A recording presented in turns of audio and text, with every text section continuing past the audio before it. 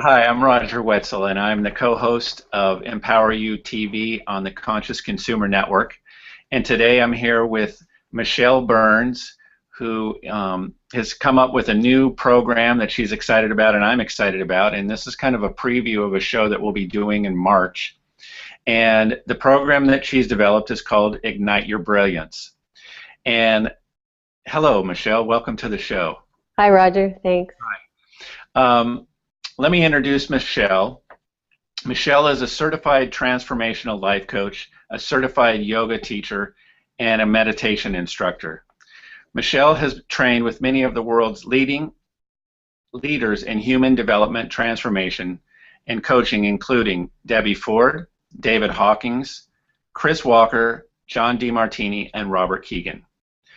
She is certified from the Ford Institute for Integrative Coaching in California, and she is one of the only coaches in Canada licensed to teach the International Association of Coaches Coaching Masteries. And today we're here to discuss her Ignite Your Brilliance program, and more specifically to talk about self-love. So again, welcome, Michelle. Thanks very much, Roger. Thank you. So I'd like to start off and ask you why this topic is so important at this time in human consciousness. Yeah, so for a variety of reasons, but starting with at a very personal level, I'm very aware that people are really struggling. People are in a lot of pain right now. There's a lot of changes happening very quickly. People are not really feeling adequately prepared to handle what's coming up and what they're having to deal with right now. That's at a personal level. On a, more of a community and on a global level, there's many challenges going on the planet right now, and people are asking, and I know people are they really care deeply, and they're always asking, what can I do? Like, I'm just one person. What can I do that will really make a difference right now? And they sincerely want to. And I know people really want more meaning. They want purpose. They want to make a difference. And especially right now where they can see that where the world is in crisis, they sincerely do want to make a difference. They want to contribute in some way. And they're uncertain about how to go about that. Just, how one person can make a difference. But the truth is, I think that if everybody takes this very seriously, we can all do our part, and by turning inward, doing our own personal worth, and certainly starting from a place of self-love, they're much more available. They connect with their brilliance. They become much more available to connect with the creative intelligence and solutions necessary that we'll need moving forward. So what I hear you saying is that, we all look at the world and we go, God, there's so many things going on, and we need to fix these. How do I play my part? And it becomes so overwhelming. But what I hear you saying, it's about starting with the inside versus trying to tackle something big outside of yourself. Right. So I generally just tell people, start right where you are. Start with the challenges that you're dealing with in your own life. See, one of the things is people are dealing with their own personal challenges. They've got blocks and barriers that they need to address. And if those things are not addressed first, the solutions that they come up with to deal with any problem at a personal level, at a community level, or at a global level will really be quite ineffective, because when we're going into our old programming and conditioning, we can only ever create more of what we already have. So when we're able to really go inward and connect in a way I'm going to talk about today, only then can we really open up and come up with something that is actually creative, and something that rises above the current challenges. We can be creative, innovative, and far more available to create solutions that we don't even know that exist yet. They don't exist yet. Right. We have to think at that level. We have to be able to create the solutions that we need are not they're not available right now. We need to create them. So we need people to do their deep inner work so that they can be available and open up to that level of brilliance and that level of intelligence and that level of creativity. So they can create solutions in their own lives so they can experience more fulfillment, so that they can teach their children how to do that, and so that they can be available to respond to the challenges that we see in our community and on a global level. That sounds like a lot of work, but before we get to the work, I have a few questions that I want to ask you. You know, self-love, it's one of these popular ideas and terms that people throw around these days, and I'm not sure that a lot of people understand what that really means. So before we get to the self-love part, I'd like to ask you, how do you define the self, first of all? Yeah, and you're right about that, about this popular term, and people are, I hear it all the time, actually, which is why I want to have this conversation, because I do hear it all the time, and I know most people don't really know exactly what that means. So in defining the self, it's kind of a tricky thing to define, but there's really two things going on. So we'll often hear small self and big self, or we'll hear self-image and authentic self, or ego and soul or authentic self. And so we're all dealing with two aspects of ourselves. So one is, you know, the programmed and conditioned part of us, which I will talk about a little bit more later. And then there is the part of us that I would tend authentic self, which is our creative intelligence and our intuition, our inner knowing, the alignment with our being, basically. And so the self, ultimately, is the whole picture. But the problem is that most people are identified with a very small fragment of the whole self. And it's very limited, and that's the conditioned part. It's, you know, there's beliefs and habits and patterns and behaviors that are part of that a comfort zone that we, you know, kind of, we tend to operate within. And as long as we're operating from there,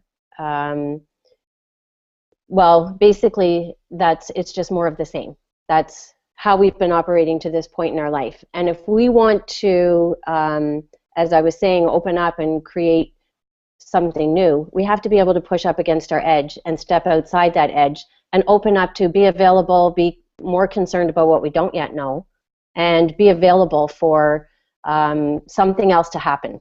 And lots of really very interesting things happen when we do allow ourselves to be available in that way. So the self, you know, the conditioned and programmed self is limited. It's most of us have been programmed quite negatively, and that's the unfortunate part about it. It's not all negative. It's not even to say we have to get rid of one and just use the other. They're both useful, but for a lot of people, the conditioned self is quite unhealthy.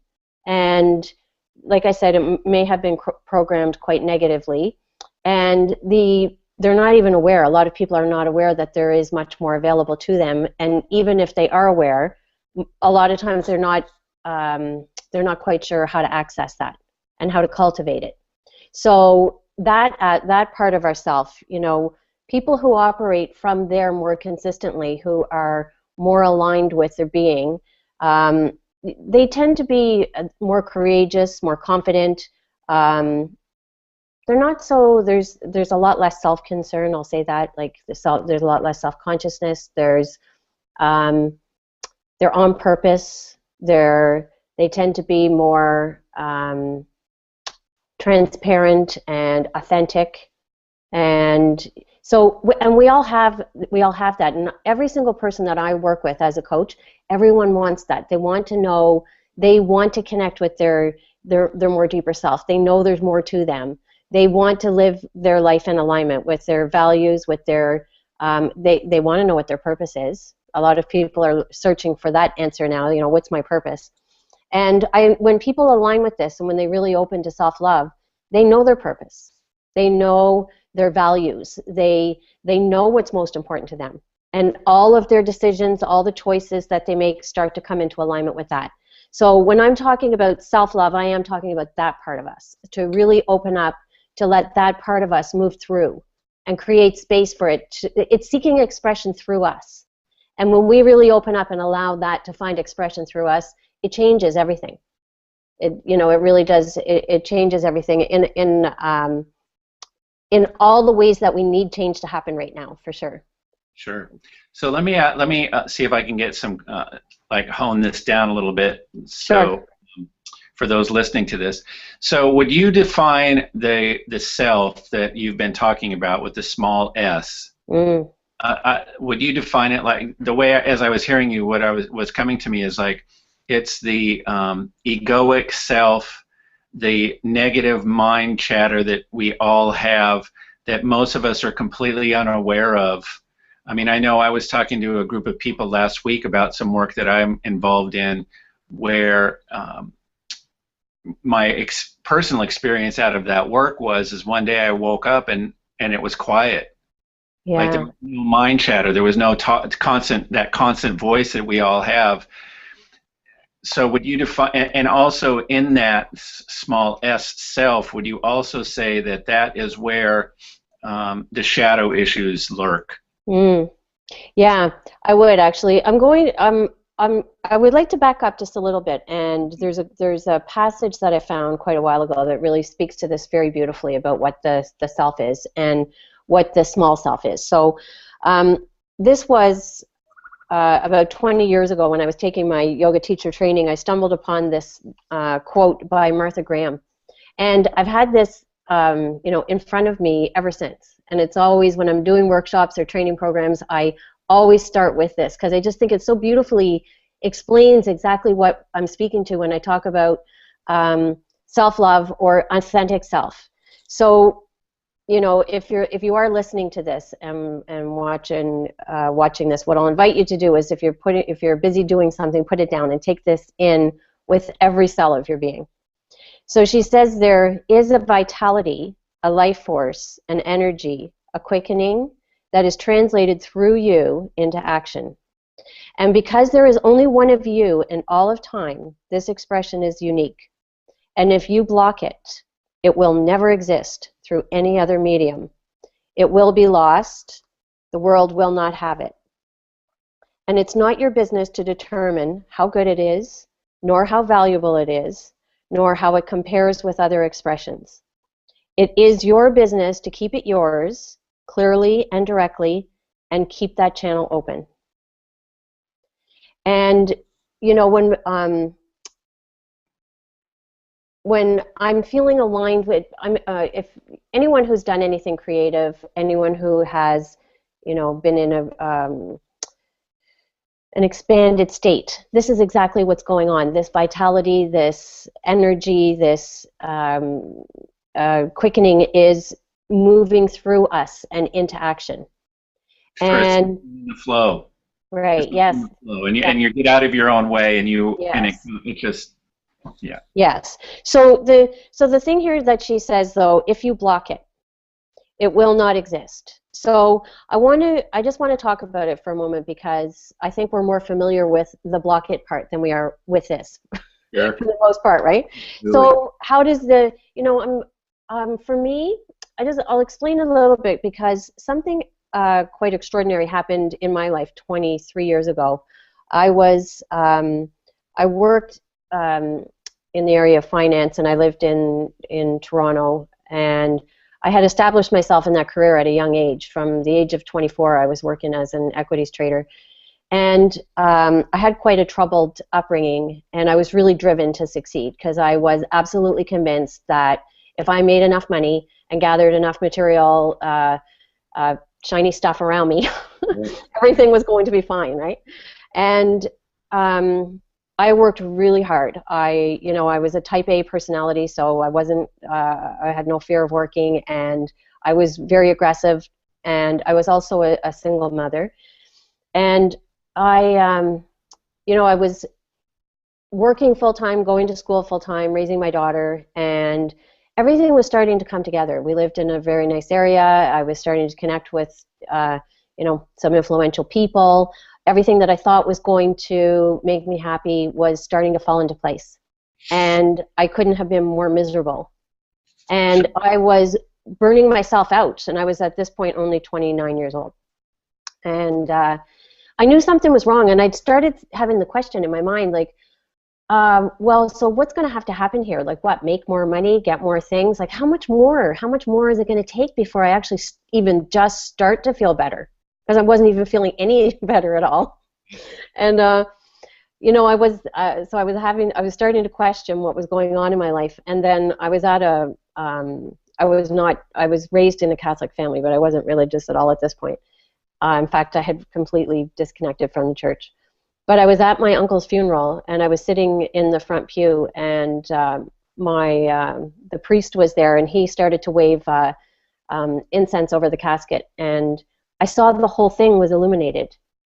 And I went from a state of being completely contracted and shut down and miserable and filled with anxiety and angst and feelings of, you know, insecurity and low self-worth to this expanded state of just being aligned in a very that which I would now consider a very natural state of being. And that happened in a split second. In that day, my whole life changed that day.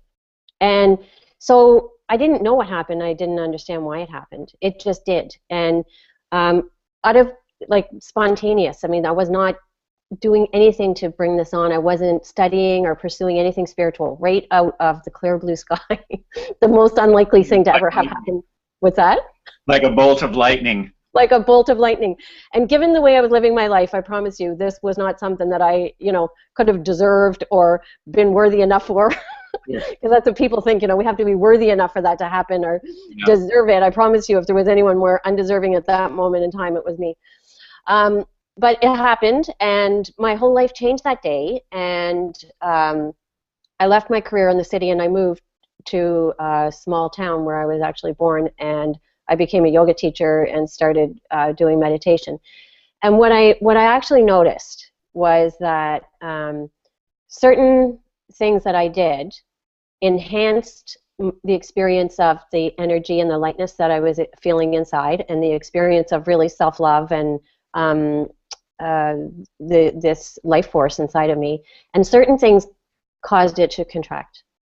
And I became very curious about that. So I really started to put together a list of things and pay attention to it, because I really wanted to stay. I didn't really quite know what it was or what had happened, but I wanted to stay aligned with it. And so I noticed that it was physical, mental, emotional, and spiritual. And I noticed that there are certain things we can all do that help us open up and stay aligned with it, and there are certain things that we do that cause it to contract, cause us to contract, and shut down and disconnect from it. Mm-hmm.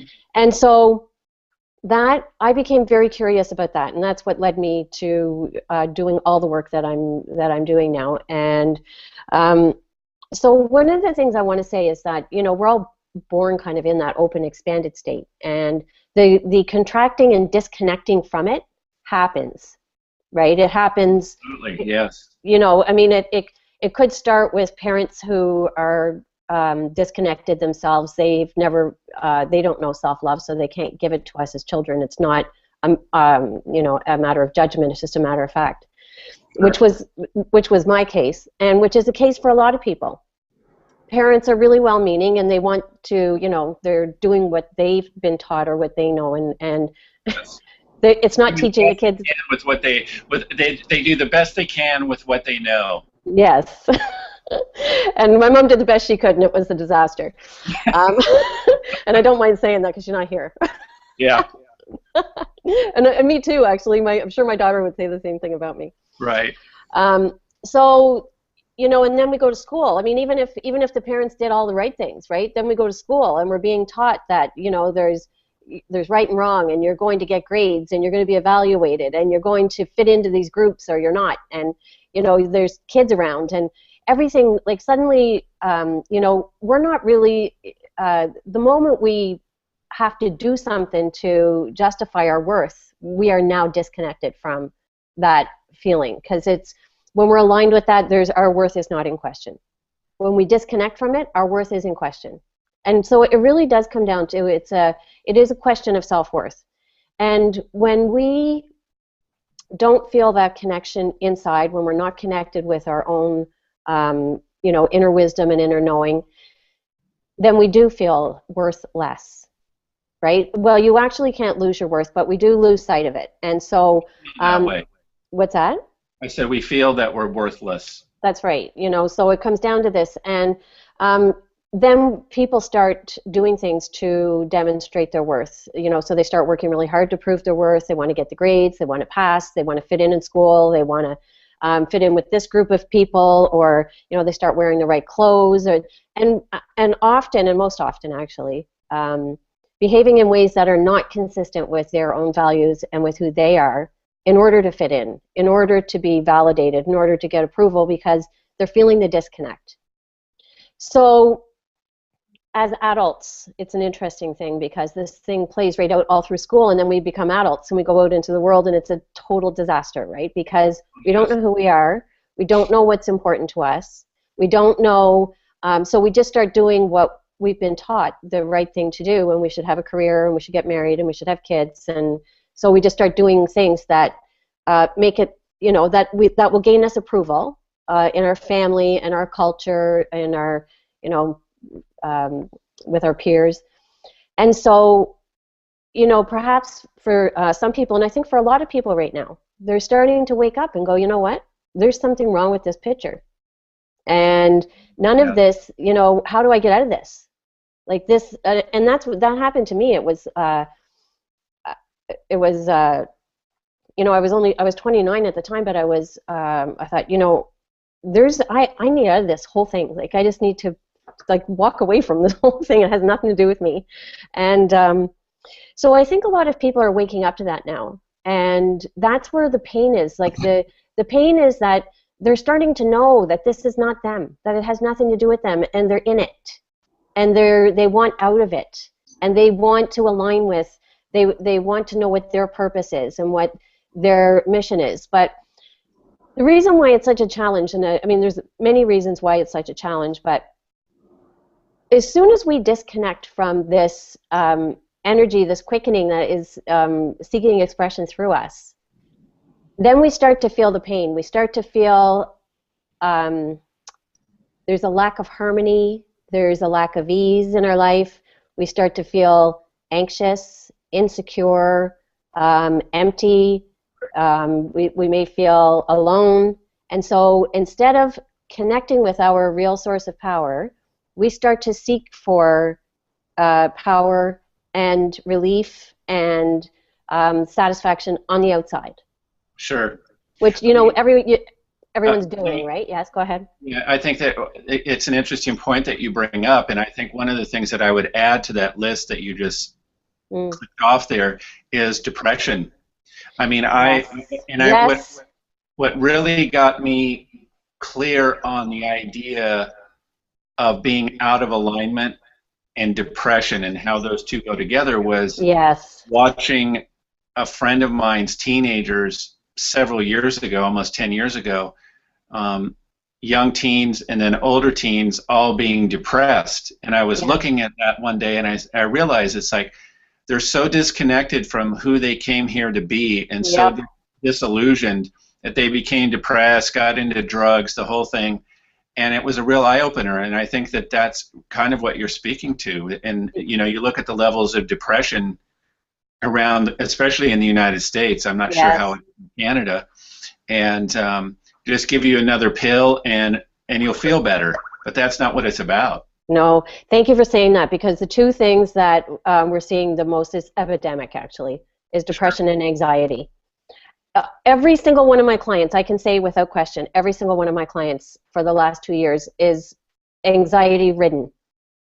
And there are things you can do about it, actually. I really help people overcome it. So, and I know it's all about this. As soon as they start to align and they start to really connect with who they are, and they start to make decisions and choices that are more aligned with who they are, the anxiety starts to subside. The depression starts to subside. They start to feel more alive. They start to feel more enthusiastic and more inspired. They're back to themselves again, right? They have their life back. And how great is that? Yeah. It's wonderful.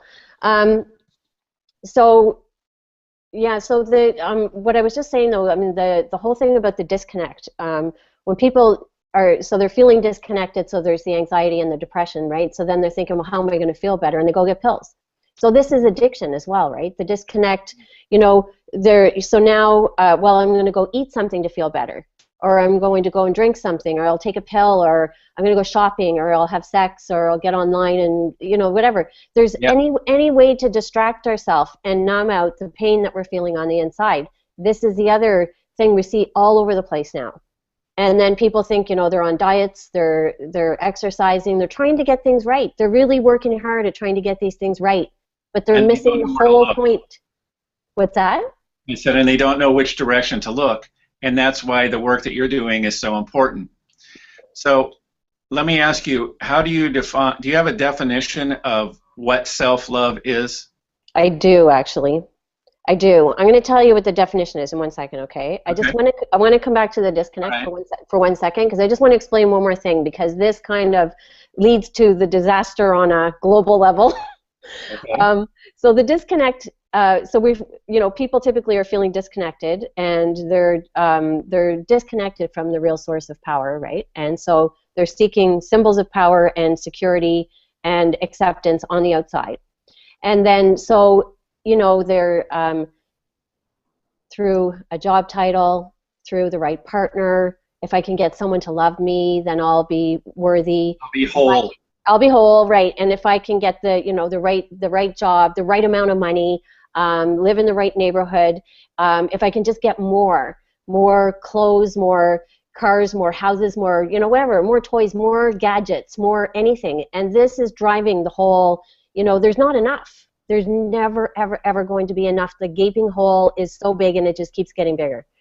Sure. So, and you know what, and I know it, because even at 29 years old, that was the thing I was seeing. It's like, okay, well, how much more? Like, how much more of this stuff is actually going to make me happy? Right. And I knew, I kind of knew it, right? But that's the whole thing, is that, you know, I think in one of the programs that I'm in recently with Otto Scharmer, I think he made a statement in something like, we need to reduce the consumption by like 80% in order to even begin to correct the problem that we're facing on the planet right now. Like, that's enormous. It's really, but can you just imagine if everyone finally got it? I mean, you know, if everyone kind of stopped and really got it and connected with their self-worth and really got that I don't need all this stuff to make me worthy, and I don't need all of those, I don't need the titles, I don't need the toys, I don't need the gadgets, I don't need the, if everyone just got it. Yeah, it would be quite a massive shift and a change in like if they all became aware in the same instant. Yeah. It would be like this whole falling apart of the whole house of cards, basically. Yeah, absolutely. Yeah, so it really would. But that's actually what happens to people on an individual level, right? When they finally get it, because I think you and I were having this conversation before, and we referred to it as kind of like a deconstruction, right? When people finally start to get it, all their old programming and conditioning starts to kind of fall away, and it can feel uncomfortable when that starts to happen, but it's so worth it, and it's so necessary. And that's the work I do with people. I usually meet them when the deconstruction starts, and they're really starting to get it already, that there's something really great is going on, but it's feeling kind of chaotic, right? So there are ways that you can work through it in a much more, well, when you have support and when you know what's going on, it's a little less threatening and chaotic when that goes on. So my definition of self-love. When I was going through my deconstruction, one of my deconstruction phases, in a particularly dark time of deep despair, I remember, you know, I was finally started to reach out and ask for help, and people were saying these things to me, you know, like, well, you just need to love yourself more. I go, okay. Yeah, like, what does that mean? Yeah, it's like, okay, so can you give me an example? Like, what do you mean? And these are the comments I get. Well, you know, why don't you just like pamper yourself a little bit and, you know, have a nice bubble bath, or go and buy yourself something nice, or go out for dinner. They're like, yeah, okay, I can see how that would make me feel a little better, but, you know, or go to the spa, paint your nails, you know, buy yourself flowers. These are honestly, and they're, all of those things, they do make you feel better. I mean, they just kind of give you a little boost, but I think somebody who's operating from a place of self-love would feel naturally inclined to do those things. that would just be how they treat themselves, because they know they deserve that, and they feel worthy of those things. So that would just enhance it, and that would be something they do. But someone who's completely disconnected from it, and they go and do those things, it will make them feel better, but it is not going to make them feel or connect them with self-love. So although those things help and they do provide some form of relief, they're not going to bring you to a place of self-love. I just kind of wanted to say that. So having done some of those things and figured out that wasn't solving the whole problem, sure. I stumbled upon this quote, and this quote changed everything for me, actually. It really summed it up. And this is by an Indian Swami, Swami Nirmalananda, I think his name was. So the quote it goes like this. It says, "Love not anyone, not even God. Your picking and choosing love brings misery. Instead, let God love you. Be love itself." So I read it, and it was one of those moments where I just kind of felt like I was hit by lightning. It's like it just went off, and it was like, okay, wow, that's quite different than what everyone else is telling me. And I really sat down. I found the nearest chair. I sat down, and I thought, I'm just going to I'm going to try this. I'm going to sit down. And I sat down, and I just closed my eyes, and I thought, I'm just going to let God love me. And I just felt myself just open up and be available to receive that. And I felt this very beautiful, warm, and loving presence just wash right through me. And in that moment, I thought, that is it. It's not something I can do, but it is something that I can allow. It is something I can receive. It is something I can be available for. And when I do, it is really incredibly beautiful. And when I interfere with it or think I can run it, I disconnect from it. Just so simple. It's very simple. It really is. And once I knew what it was, then I recognized that, I open up to this when I'm practicing yoga. I actually open up to this when I'm meditating, when I'm in nature, when I'm creating or painting. I can feel this connection with the same kind of energy, but there was something really incredible about sitting there and just very intentionally opening up and allowing myself to receive. And I really got it that day, that it's something we allow, it's something we receive. And so the cliche is, that we hear all the time, you can't love someone unless, you love yourself first, right? I really got it. It's like, that's so true. Because this is something that actually comes through me. When I allow it to come through me, now I actually can really go and love somebody. And when I really felt that good inside, and when I really felt I didn't have to do anything to be worthy of this or prove my worth or try and get anything from the outside, I just, that was freedom. And it was peace and joy, so that was it. And that, so now it's, so of course, in that moment I thought, okay, now I've got it, right? I've arrived. I've got the self-love. Right? Yes. And, nothing's ever going to ruffle my feathers ever again. Until about 2 hours later when someone came and shook me up, and it was complete contraction. So I recognize, yeah. So, but what I recognized in that is that, of course, this is something we need to maintain a conscious awareness about it. We need to be intentional about it, and you can't be. You need to be.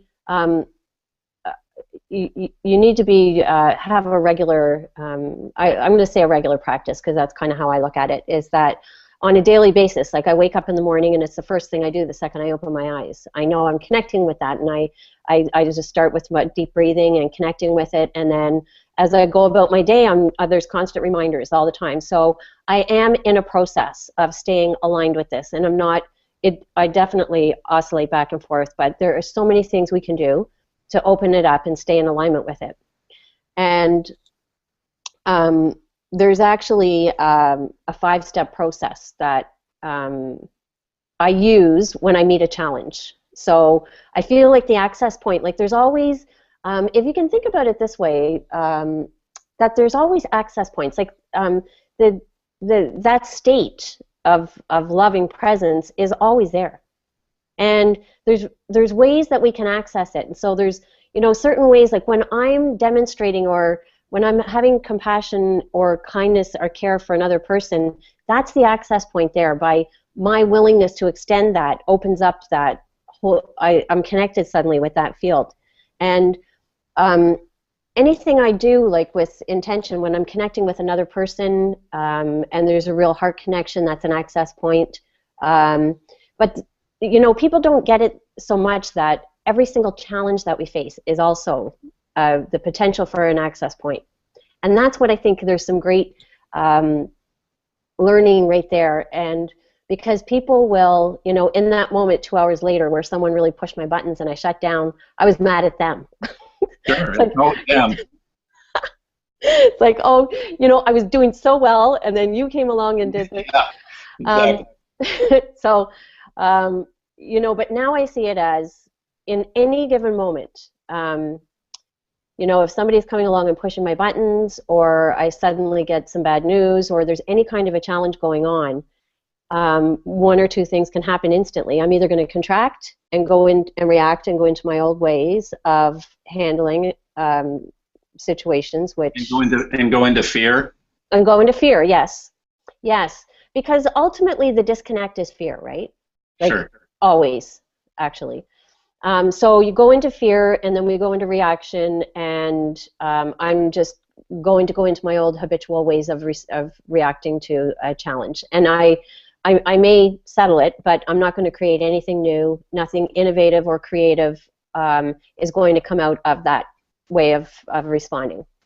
So the other option in that moment is to actually open up and be very intentional about it. So I can open up and ask, you know, how can I do this differently? If I was really truly loving myself right now, what would I do? Or what wants to happen? These are some questions I ask right on the spot. Instantly, I get the answer, and it doesn't take, like, I know exactly what I need to do. As soon as I ask that question, I know. And then it's up to us to act on it. Like, it really takes courage to act on it, because in that moment, what will happen is that you're going to be invited to do something that is a little out of your comfort zone, because it's not something you've done before. Right. And you're going to question it. You're going to go, yeah, you know, I don't know, like that. No, we want to go and do the familiar thing. But if you really want to grow and you really want to, you know, do the most loving thing, and you really want to evolve, then you will ask the question. When you get the answer, you will act on it. And when you do, it just enhances it. It just expands you can feel that, you know, that field growing inside of you, and your capacity to hold and stay present and be in a space of self-love continues to grow as you continue to act on it. And again, it's like being in that flow. It's like when you're in the flow, you ask the question, you get the answer, and then you just take the action, and you don't think about it. You don't get in your rational mind. Right. But can I loop back just for 1 second? Sure. Yeah. Definition of self-love. Would you say that the one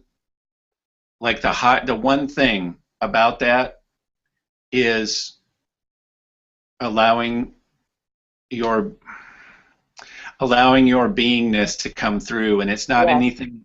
Self-love isn't what I'm hearing you say. What I'm getting is self-love is not about doing A, B, C, and D. It's about sitting down and being quiet and opening up and getting out of your way to allow that to fill you up.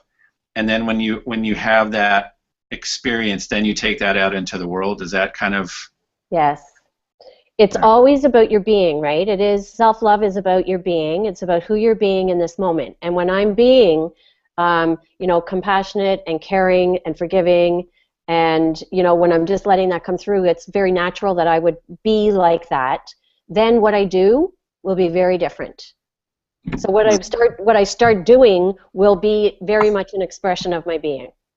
So then what I start doing is very different, and then that produces very different results than I've already seen, because when who I'm being is fearful and angry and upset and frustrated, then what I'm doing is going to be a reflection of those feelings and that energy, and it's going to produce a certain result, and it's not generally not one that's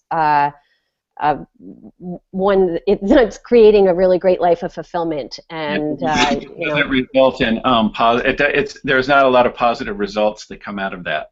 Right, exactly. And that's what gets people, so a lot of times that's the way people, even, people who are really trying to do the right thing and live well and, really good people, and they're operating from a place of fear and scarcity, because the moment we disconnect from that energy, we feel that this lack, right? And we feel something's missing, and then there's fear, and you're like, oh my heavens, like I need to get something from out there.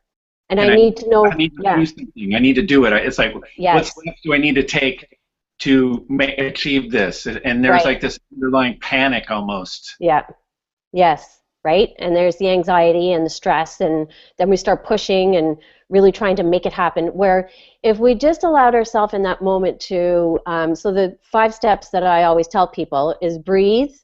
So, and a very interesting thing, right at the moment where you're about to go into fear, you're kind of sitting, the contraction just happened. The very first thing that happens is a change in your breathing. The change in your breathing actually triggers the reaction, or if you deep breathe, you're going to open up to being in a space of more, that's the very first connection with, that energy is a slow, deep breath sends a message to your whole nervous system that it's safe to relax and open up. And then if you can be intentional about it, and ask in that moment, then you can go that way. But if you're not conscious, the very short, shallow breath sets off the fight or flight response, and you're in reaction mode. It all happens in a split second.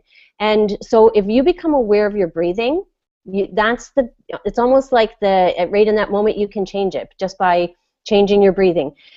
And if it's already happened, like if you already notice that you're in reaction mode, and I do it, like all of it, because it happens so quickly, and I'll notice and I'll just go, oh my, look, I'm right there. What I'll do is right then I'll just start breathing, and I'll breathe, relax. And when I say relax, first thing I relax my whole body first, but then really relaxing is dropping all judgment. Like I always look at the situation and I'll go, what if this situation was neutral? And I ask it in a question, because I'll go, what if this whole situation was neutral? And then I'll look at the whole situation and I'll just see the facts rather than any judgment or any reaction I'm in. I'll just look at the facts, and then it'll give me a little bit of space, and then I'll ask, what's the next highest step I could take, or what's the step I could take here that's for the greater good, or if I was really loving myself right now, what action would I take? Or what wants to happen? Like sometimes I'll just ask what wants to happen. That's one of my favorite questions. Right. Because there's something that wants to happen, and if we're really aligned with that energy, something really good wants to happen, right? There's some positive change wants to happen here. And honestly, every single time I catch myself, I act on that, something really beautiful happens. And something like it's resolved. It's not even just resolved. It's resolved in such a way that always feels like a little miracle took place, because it really did. Sure.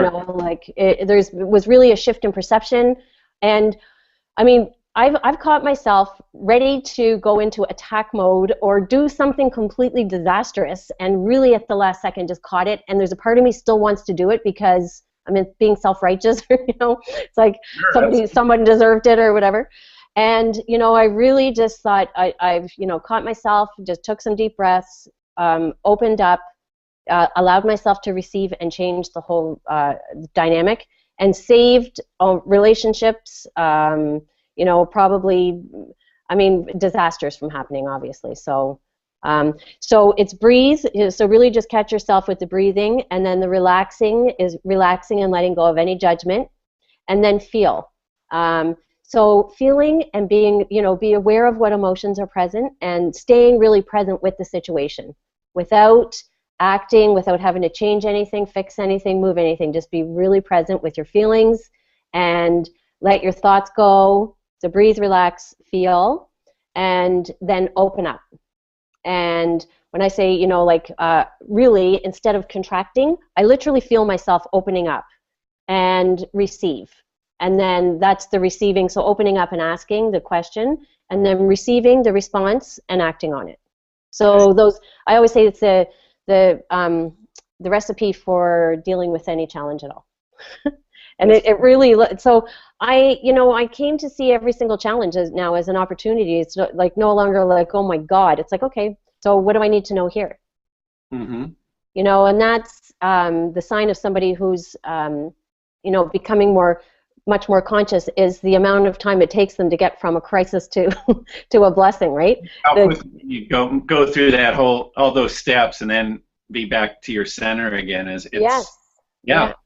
Yeah, because when we're behaving in an unconscious way and we're going into reaction and we're wallowing in emotions, the pendulum swing or the tick-tock is really wide. It takes a long time to get over here, and then it takes a long time to get back over here. And as we become more conscious and more, the vertical line, we're moving up a vertical line, and the tick-tock gets smaller. Right. One of the things that as you were talking a moment ago, one of the things that works for me that I'm learning, it's a kind of a new tool, is asking myself when I have a thought is just to observe it for a moment and say, this is an interesting thought. I wonder who this belongs to. Right.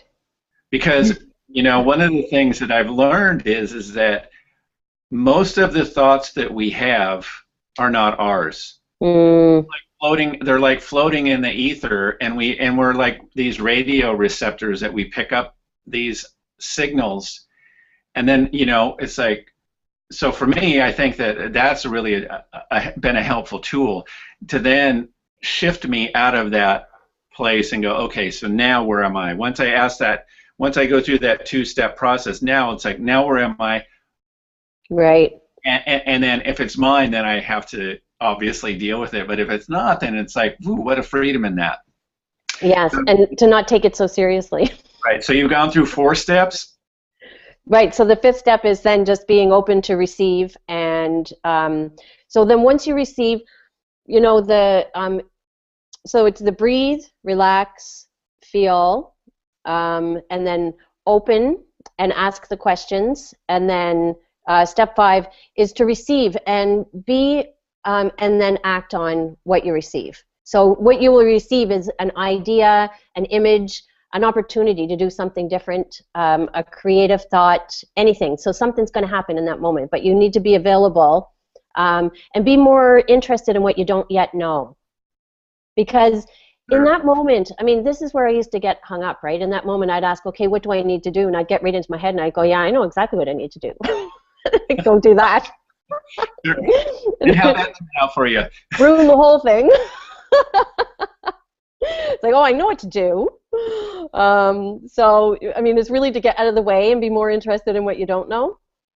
And then when you do get an intuitive hunch about to do something, then to have the courage to do it and go do it. So if you follow those 5 steps with any challenge, you will find the results that you get are more aligned with growth and evolution and with self-love for sure. That's staying in the flow. And then that just continues to open up more and more. That's fabulous. Yeah. So we only have a few more minutes left here. Can you give us a couple of examples of things that you've done with people that have shifted them? Yes, I can give you a couple of examples. I'm just trying to think of one right off the top of my head. Examples. Kind of in more of a general sense. I'll just tell you. I'll explain this. People often come to me when they're having a major challenge in their life. It's not. They're, life coaching, when I first decided to become a life coach, this was 15 years ago, I kind of thought, people would become, when they were making a conscious decision to make some fantastic change in their life, and they're going to, they want a new career, or they want to go travel somewhere, and I'm going to help them put a plan in place. That was positive thinking, actually. What's that? I said that was very positive of you. Yeah.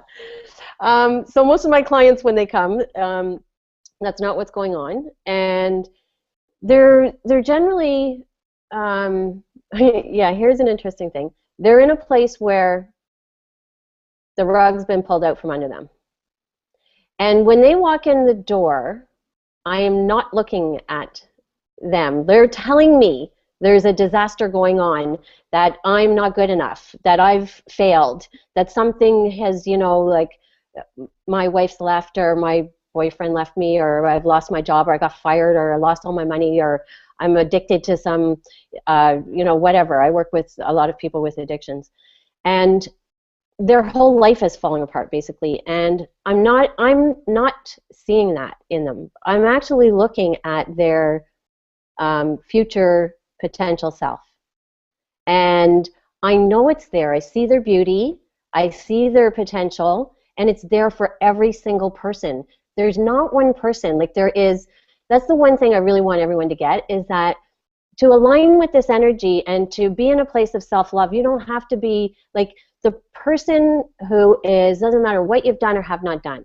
I'm looking at it and I see it in everyone that walks in the door, and they get it right away. Like, she's talking to me differently. Like and that part of them starts to communicate with me. And they start to kind of get it already, that, you know what, I can feel like there's, you know, this is actually going to be okay. And I'll tell them sometimes, I'll say, you know what, not today, and maybe not in a short little while, but I promise you, you're going to look back on this as one of the best things that's ever happened to you. This is a major breakthrough happening right now in your life. And they'll go, oh my God, like there's no, you know, like they're, and every time they'll come back and they'll giggle, right? And they'll go, yeah, you know what, you're right, that really was the best thing that ever happened to me. It's like, oh my God, I can't imagine, you know, not having gone through that. So, you know, what I would like to leave everybody with is it doesn't matter whatever you're going through right now. It's no matter how disastrous it might seem, it is an opportunity to really open up and to, you know, step through that door and, you know, through the, up to the next stage in your life, to really open up to who you are. And everyone has it. It's not there just for some people. It's there for every single one of us. And your worth is not in question. In fact, you know what? It's an interesting thing, because I was in a meditation workshop with a really wonderful meditation teacher, and he was taking us through this meditation, and he said he's going to take us through to really open up to have an experience of this, what he was calling the second surrender, and to really open up to receive this, you know, this, what I'm calling this energy or this quickening that come through us. And as we went through the first surrender is really just letting go of the busyness of our mind, like disidentifying with it. And I was used to doing that. I was in this space of lightness and, you know, just feeling very light and free. And he had said, you know, now we're going to have this experience. And I could witness the thoughts, like, oh my God, have I done enough to prepare for this? Oh, wow. Yeah. Like, oh, you know, like, who do I think I am? Like, really? This might not, it's probably just not going to happen for me. And then the words, am I worthy? Wow. And I was like, wow, really? And then, you know what he said? What? It wants you more than you want it. And it was like, oh my God, just open up and let it in. I just got it. It was like, and not only that, but it needs us. Like, the world needs this right now. It's not even a luxury anymore to think that I'm not worthy or I'm not good enough or I have to do something. We don't have time. It's like we need to get it. We just need people to get it, that, you know what, just we need to put the guilt and the shame and the you know, the self-hatred aside. And there are things we can do to deal with those things, but you can open up too. You can open up right now. You can be available right now. This is available for every single person, and we need everybody. Like, we really need everybody to step up to the plate in a much bigger way and do their part, because we can all do this. Everybody can participate in it. That's and so we need everyone. Absolutely, yeah. That's awesome. Yeah. So how can people get a hold of you to find out how to get more information about your programs, your coaching, all of that kind of thing? Yeah. So my website is michelleburns.ca, but you can follow me on Facebook. On Facebook, I'm the Yoga Life Coach, and I'm going to be putting all kinds of, I'm going to do 365 days of self-love, and I'm going to be taking action steps myself every day for 365 days, and I'm starting a blog. So you can follow along with me, and I'm going to be offering all kinds of tips and tools, and you can follow me, and all of it's free. Yeah, so you can, and you know, if you like my page, if you like me Right. on Facebook, on the Yoga Life Coach, all the information will be on there. And I am going to do one more webinar. I don't have the date set for it yet, but if you follow along on Facebook, you'll find it, where I am going to lay down some foundational work for moving forward with this, to really help people get, you know, really get what's most important to them and their values, and to really start to connect with what their purpose is. Because I think once that piece is done, I'm going to offer that in another video, and then we'll go on and do the 365 days. Fantastic. Yeah. Well, thank you so much for taking the time out to talk to us, and I look forward to liking your Facebook page and your 365 days of messages. Great.